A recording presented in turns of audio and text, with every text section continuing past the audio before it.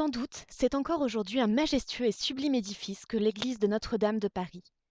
Mais si belle qu'elle se soit conservée en vieillissant, il est difficile de ne pas soupirer, de ne pas s'indigner devant les dégradations, les mutilations sans nombre que simultanément le temps et les hommes ont fait subir au vénérable monument, sans respect pour Charlemagne qui en avait posé la première pierre, pour Philippe Auguste qui en avait posé la dernière.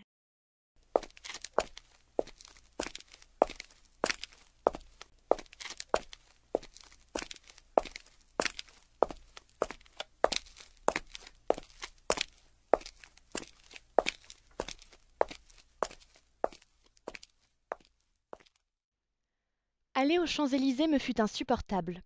Si seulement Bergotte les eût décrits dans un de ses livres, sans doute j'aurais désiré de les connaître, comme toutes les choses dont on avait commencé par mettre le double dans mon imagination. Elle les réchauffait, les faisait vivre, leur donnait une personnalité, et je voulais les retrouver dans la réalité. Mais dans ce jardin public, rien ne se rattachait à mes rêves.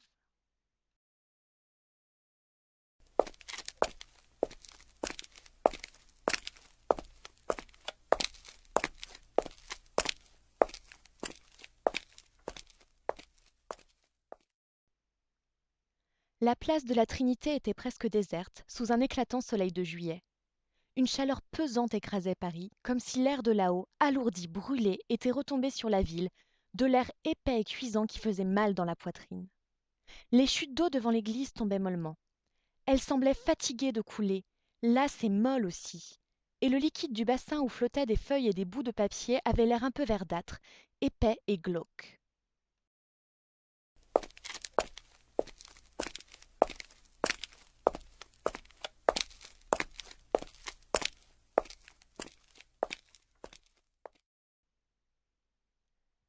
Pendant sa première promenade vagabonde à travers les boulevards et la rue de la Paix, Lucien, comme tous les nouveaux venus, s'occupa beaucoup plus des choses que des personnes.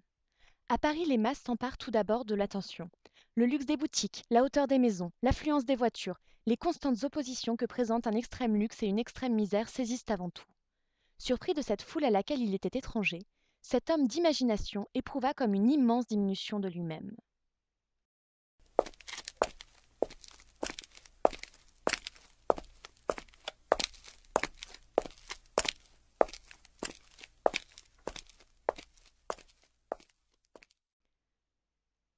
Vous autres étrangers, s'interrompit ici Cocardas, vous ne savez pas quelle profession c'est que de plonger au Pont-Neuf. Paris est la ville des badauds. Les badauds de Paris lancent du parapet du Pont-Neuf des pièces d'argent dans la rivière, et il y a des enfants intrépides qui vont chercher ces pièces d'argent au péril de leur vie. Cela divertit les badauds. Viva Dieu! Entre toutes les voluptés, la meilleure est de bâtonner une de ces bagasses de bourgeois, et ça ne coûte pas cher.